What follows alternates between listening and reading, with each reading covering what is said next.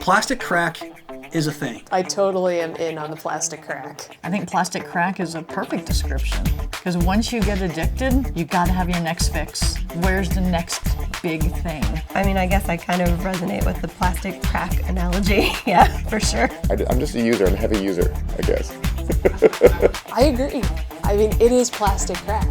Once you get that one piece, you're hooked. You know what? There is no misdiagnosing plastic crack. Welcome to Plastic Chats, the special interviews of the Plastic Crack documentary series.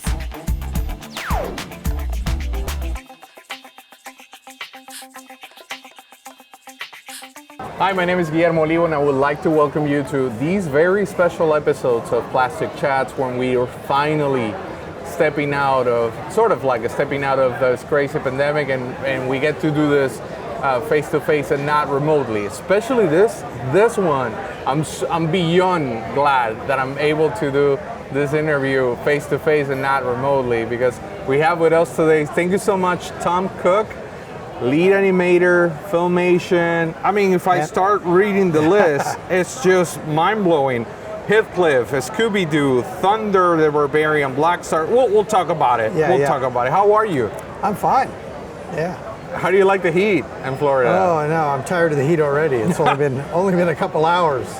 Well, only been a couple of hours. Yeah. Well, you love Florida. But before we go and talk about the most powerful men in the universe, let's talk about Super Friends. I was heavily addicted to that series. Well, and the way this all got started is I was a bus driver in Los Angeles, and I took a class in college in comic book art to learn more about how do you make comic books, and the teacher worked at Hanna-Barbera.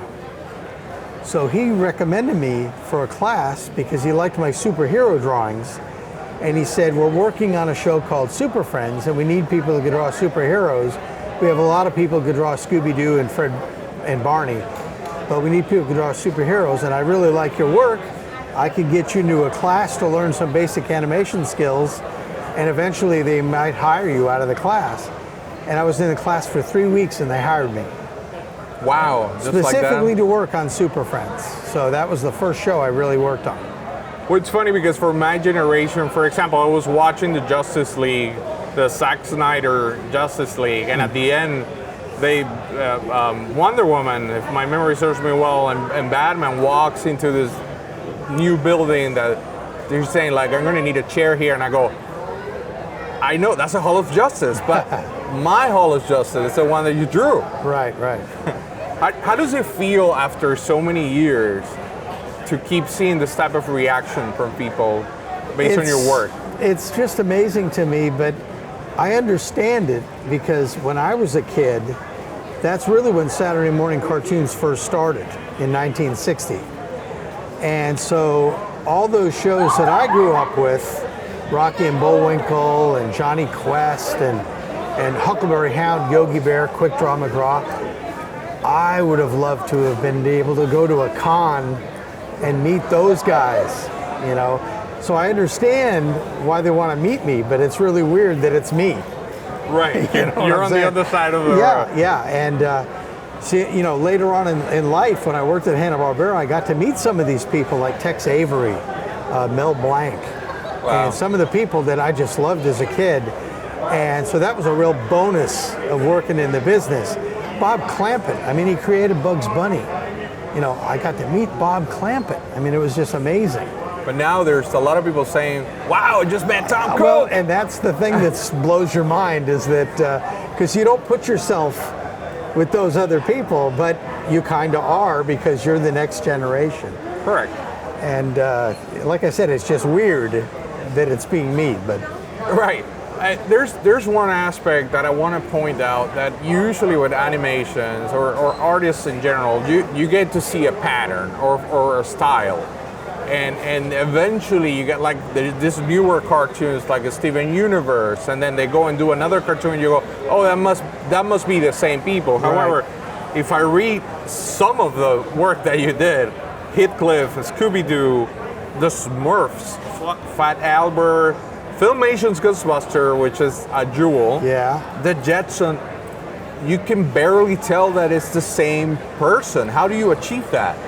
Well, they give us a model sheet pack that shows the characters in all different angles, and there's like maybe 60 animators. Well, we're all artists, so we just follow what the model sheet shows us. And really, I could watch an episode and I could tell you when a different animator took over, because you could see slight differences, but normal people wouldn't be able to notice that. No, were you able to input some of your fine print into it, like Well, I had signature? One of the things was the character Orko from He-Man. He had like really round eyes, and I thought they should be more almond shaped because it looked nicer when he did eye blinks and stuff like that. So anytime I did Orko, I gave him more oval eyes. And the directors would say, his eyes aren't exactly right. And I said, looks a lot better, doesn't it? Oh wow! So that's a And way eventually, I think they finally got to that I was acceptable to do it more almond shaped. Where if you got an oval, because the circle is just always a circle, but with an oval it could get thinner and larger depending on which direction you're looking at the character, and it helps to give him some character, And anytime he blinked, you could kind of squish the almond shape and make it like that. Instead of the round one, just didn't look as good. So that's some of the things that you do, is kind of throw your own little takes on stuff, and hopefully the directors will be okay with it. And hopefully they'll transcend and then get to have, that's your Orko, right? Yes, exactly. That's very cool. Yeah. Speaking about the most powerful man in the universe, there's a story that says, they basically gave you guys the toys and said, come up with the story. Yeah. Is that true? Yeah, what they did is, they were trying to sell the toys to a company to make the toys. Mattel couldn't get anybody, or the company that had the toys couldn't get anybody to make them. So they said, well, we're going to put a comic book in, to try to help sell it. Not just a figure, but you're going to get a little comic book with a story. And then the people said, well, these are for little kids. Kids can't read. And then the guy said, well, we're going to do a TV special. Well, it's a complete lie. They weren't going to do a TV, but he's just trying to sell so bad. So they finally, the guy said, well, that sounds like a good idea. So they came to Filmation and said, could you do an hour special of He-Man? And our studio head said, well, can we do a full series? And they said, well, that sounds good too. So they ended up doing a full series. And instead of like a normal series was 13 episodes, because they were shown on only Saturday mornings. With He-Man, it was going to be shown Monday through Friday, 5 days a week. So we had to do 65 episodes for one season. So in 2 seasons, that's 130 episodes. That's 10 years of a normal series that we had to do in 2 years. Of a normal process. Yeah, And that's a great point. I mean, there's 2 points I would love to pick on, but there's one that you just mentioned is the speed, because there's this misconception that, I wouldn't say lazy, but there's people that say, well, they were reusing the cells back and forth, but that's not being lazy at all. Well, and what happened in 1981 is most of the other studios closed their doors and sent the work over to Japan and Korea because it was cheaper to do. Well, Filmation, Lou Scheimer said, we're not going to do that. We're going to keep it here in the US, and we're just going to have to find a way to cut our budgets. And so every episode had to have 25% of it reused animation. So that's why we did all these runs. So each character had their own run. So that way, if they're running this direction, everybody could run that direction. If they ran just straight across, everybody could do that.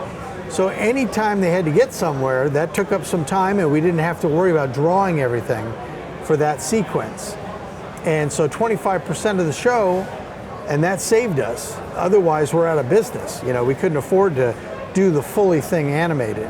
Not only that, it was made in America. It wasn't overseas. Right. So it was all done, in the animation in America, there's a little bit more weight and volume to it. You look at a lot of the Japanese stuff, it's moving, but as they're running, it doesn't look like there's any weight. So there's no weight, you said? Yeah, there's no weight to the characters, even though they're animating. it doesn't look like they're really weigh anything. You know, they're just kind of tiptoeing on top of stuff. How did it feel after it became a mega success to walk into a toy store and get to see this guy? Yeah, it was great because when I was a kid, we had toys, but there wasn't anything that really was articulated like this. And plus, my toys were like maybe this big. They were army men, right, stuff like that, and they're just in a pose, and that's it. So when these came out, it was like, holy smoke, this thing really looks cool. And of course, the kids loved it, and I think they sold $1 billion worth of toys in 2 years. Nobody's ever sold $1 billion worth of toys in 2 years. But you could see that this character has a lot more stuff on him than we drew, because everything you draw, it's extra time. All these things on his belt and these red things, so we simplified it. And that made it a little bit easier to draw. Like he has these straps on his boots. Well, we didn't put straps. It's way too much work. So they simplified it and made it much easier to draw. Which was your, out of all the characters in the Motu universe, which was your favorite? Well, I think Orko. One of the reasons was because he didn't have legs, so he just floated everywhere. I didn't have to draw him walking. But I also liked He-Man or Skeletor. They were always fun to work on. They had the better lines, you know, and they always had more action to do. And so any of those three characters were really fun to do. The girls were the most difficult because you got to make them look pretty, otherwise they look terrible. When was the last time that you actually worked on He-Man or She-Ra animation? Well, that was probably 84, 85. Yeah, because we started He-Man in 82 and it was on the air in 83. So we had about a year to get it ready. Then after 2 years of He-Man, we started on She-Ra. And they were pretty much right after one another. So yeah, I'd say maybe 85. I brought these from my collection with the purpose of just seeing your reaction on camera when you get to have this in your hands again. Ah, yes.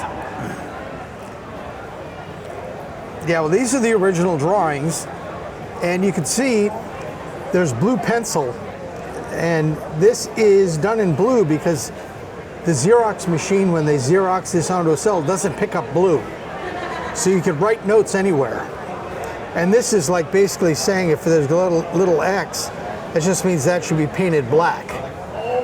So these are the numbers of the colors that these are supposed to be painted, because that's not normally on her amulet. So they give you an example so that the painters know what to paint that. And then they Xeroxed it onto a cell, Which we have here. which is like this one here. And I'm just looking to see if it's mine, but it's not. But I couldn't find one yeah, that it's had so your hard. name on it. Look, I've got a few of my own, but it was like really hard to find, just because there's millions of them. Right. But you know, like you said, we all Actually, drew pretty this much one, the same. If you know. do this, you can see the. Oh yeah, the different layer for his arms. But the reason of bringing these. See, he Right. moved his arms, so we separated those, and that way he could stand the same and just move And his then arms. just move the arms around. And that saved on money and stuff and time as well. But the reason why I brought, I had this with me today is I wanted to see how does it feel to be reunited with something that 1984 you said. Yeah. Was the last time that you were. Yeah, I mean that's a long time ago. What's that? 35 years ago. 35 years ago. How does it feel? It feels great because it's still people collected them. You know, it's really nice when people come up and they've got the old collectibles and they want me to sign it, you know, for them. And so I do a lot of that with people bringing up old cells or drawings or commissions. They want a commission of He-Man, so I'll do something for them. And you know, now most of the people are in their 40s that were little teeny kids, and they're just ripe for a really good He-Man reunion. You know, I wish we could do something but like the old show instead of these ones that keep doing and they keep changing it, and it doesn't satisfy the fans that are really the hardcore fans. What do you think of the newer shows? I haven't seen the new one. Okay. I've heard mixed reviews, Yeah. a little mixed on the negative side, but it's just nice to at least have something new out there. But you've got 1 billion fans around the world. Why wouldn't you do pretty much the same thing, just better stories? Instead of for that 5-year-old kid, let's do it for the 45-year-old and just have really good stories with the same basic characters that we did. I think it would be a big hit. I agree. I couldn't agree more. And to close it up, and I really appreciate your time. Hey, no There's problem. this animator, young animator, like to close out all the ideas, watching this camera right now, and he's probably getting inspired by what you're saying and say, how can I make a living out of this? That's always the toughest point because, like I said, in '81, all of the work was sent overseas, except for Filmation, and now Filmation closed in '89. So there really aren't any houses in the U.S. that do the animation here. It's all done in the Philippines or Vietnam or Thailand. So it's really difficult to get in the animation part of it. But if you were to get into like storyboarding or layout, we still do that here in the U.S. And I'm sure that's pretty much based in L.A. So you'd have to go to L.A. and usually just go in and start out as a receptionist even, you know, and get to know the people. Networking. And then once you know the people, then you can go, hey, look at this. And now they'll look at it and they like you, so they'll listen to you, and maybe you'll be able to get into a, you know, apprentice job or something like that. I know a lot of people that did that back in the day, that they were just runners taking one scene to another building, and eventually they showed the directors their work and they liked it and they got a job. Wow. So Great advice, though. yeah, Thank you. my best advice would be to go to law school and become a lawyer, because then you'll have a job for sure. Well, thank you so much for your time today, Mr. Hey, no Cook. problem. It's really an honor to talk. I grew up watching your shows, all of them. So it's really an honor to complete my journey, sitting down and talking to the guy who inspired me in some way nice. to do what I do for a living. I love it. I mean, it's one of the big bonuses of doing Comic-Cons is, you know, nobody ever comes up and said, boy, I hated that show. Right. You know, Right. They're always It's the there to complete see opposite. it. So it's really cool. Thank you. Thank you so much. Thank And you. Don't forget, click on the links below. We have Plastic Crack. It's on Amazon, on Vimeo. All the information is out there. The rest of the series is also fine. You can find it down here. And once again, thank you so much, Mr. Thank Cook. you. It's been an honor. My pleasure. I hope you enjoy the rest of the heat throughout the weekend. Yeah, I'm sure I will. Bye. Thank you. Thank you.